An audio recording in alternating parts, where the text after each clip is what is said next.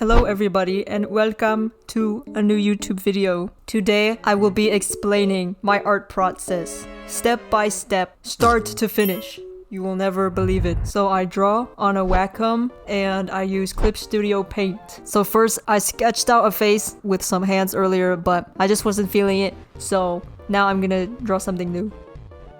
So first things first, what I do is I have a subject matter in mind, but sometimes I don't have a subject matter, and that's when I look for inspo.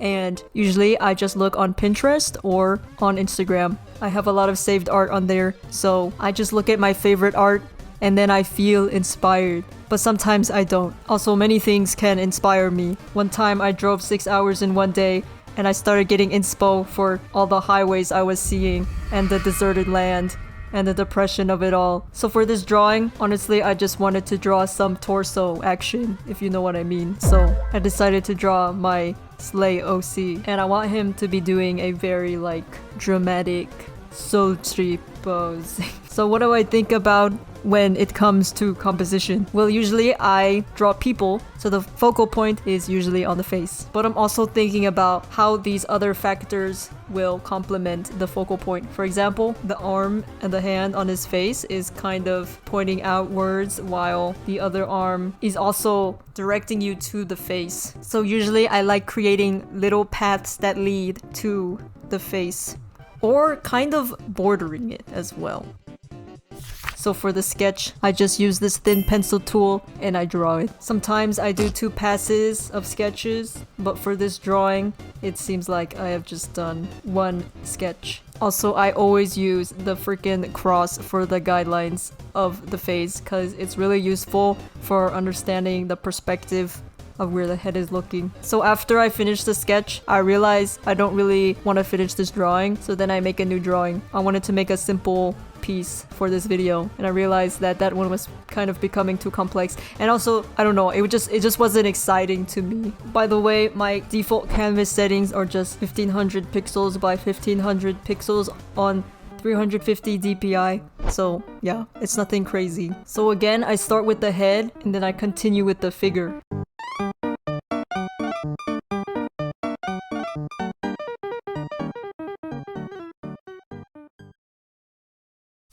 Now for coloring the base colors. Usually I just go in with a background color that's kind of just gonna be the vibes. The base color just helps me see the vibes. I realized that I wanted more focus on the figure, so I just cropped it so there was less background. Then for the foreground, I go in with the lasso tool like a cowboy, and then I lasso my twink. After I select it all, I just color it one color. And then I use this big brush that has texture. Meow, meow, meow, meow. And then I kind of go over that as well. So the base colors have textures that I can build up on. And when I think about my color palettes, I usually do monochrome because I really like simple color palettes that are basically just one color. Or usually I do a lot of teal and red or pink, because those are pretty complementary and I like those colors. But this one you can see I used blue and this pink because it's kind of like Lava Boy and Fire Girl, and they complement each other because when you play the game, it's not a 1-player game, it's a 2-player game, so it works together.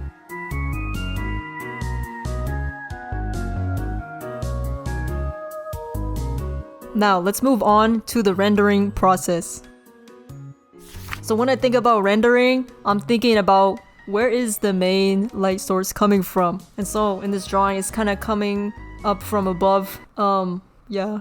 And so that will cast a shadow on the bottom of the nose and stuff. If you guys want a more detailed video about how I think about lighting and maybe some other things, let me know down below. But anyways, for that light source, the light source is gonna have one color. Well, this color palette I'm using is kind of defying logic right now, but the main idea is that the light source is kind of like a cyan, and then the shadows are gonna be that pinkish color. That color of, it's kind of like Teto, Kasane Teto. Usually whatever is in the environment, since this is a blue space background, the shadows would be purple, but I'm taking artistic liberties so making it magenta. I kind of have stages to rendering, so at first I use a big brush and I'm kind of just blocking in the colors and stuff, and then as I get more detailed, the brush it becomes smaller in order to draw the details, of course. Anyways, we do a little cheating with the liquify tool, it's okay. So then I realized that I still am not really feeling the drawing, so then I proceed to make a new one. I just felt like the lineless vibe wasn't me. It wasn't me. I wanted to draw something with more prominence on the line art.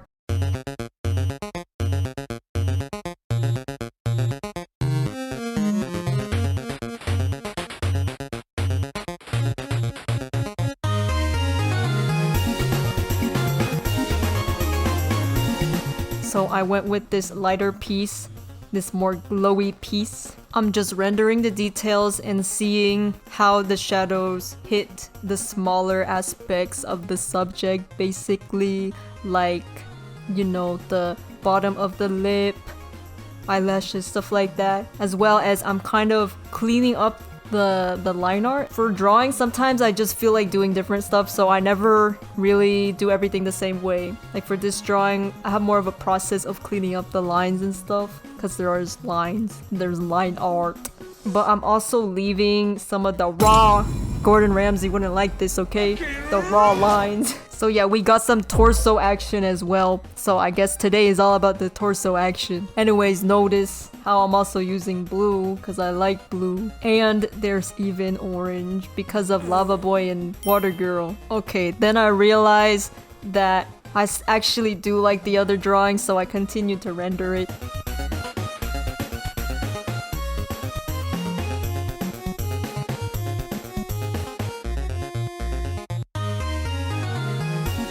I think of giving him some booty shorts, but then I realized, I don't know, it just looks kind of silly, so I give up, give him some big boy pants. I really like squirrels, so usually I incorporate it wherever I can, and now it's feeling more like me when there's swirls in it. Since I've been playing Marvel Rivals, I'm really bad at it by the way, I've been starting to really add this really harsh white rim light, and I think it makes the drawing pop out a lot. I tried it with this drawing, but I think it's better without it. Now let's move on to the finishing touches.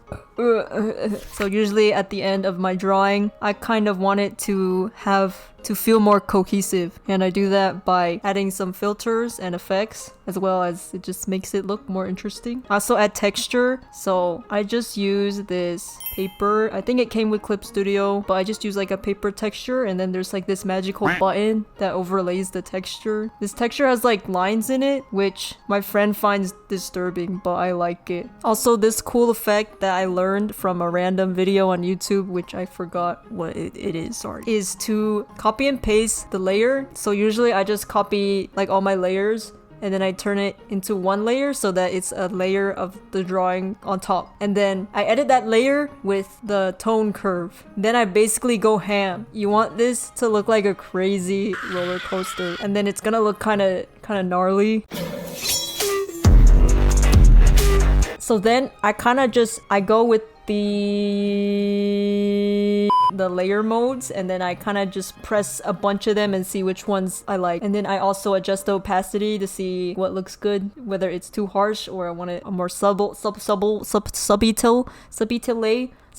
effect. And usually it adds some cool color variations everywhere, and I think it looks cool because I like colors. Also, I usually like copying and pasting my current drawing on top of each other, so I kind of can see the process of it coming together because it's just kind of fun and satisfying. And also, if I work on it and I realize the previous layer that has the old version on it looks better, I sometimes will just like delete the new layer and then go back and think about how my new progress made the drawing worse, if that makes sense. So yeah, and sometimes I also just play with the filters, you know, the color balance and everything, and it's cool and fun. I'm done with my drawing and I'm happy with it, so then I just save it. I like saving my art as a PNG because that's just what I do. I'm not sure what all these file types mean. Like, what is the difference between a JPEG and a PNG? I don't know. I know that PNGs can save transparent backgrounds and stuff, but JPEGs cannot.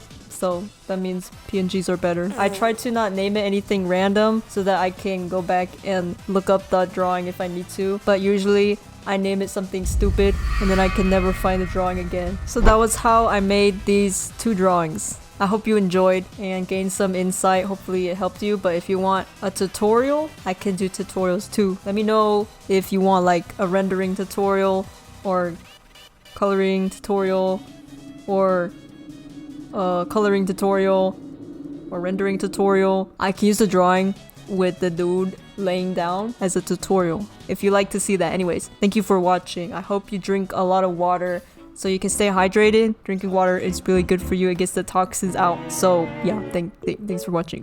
Goodbye.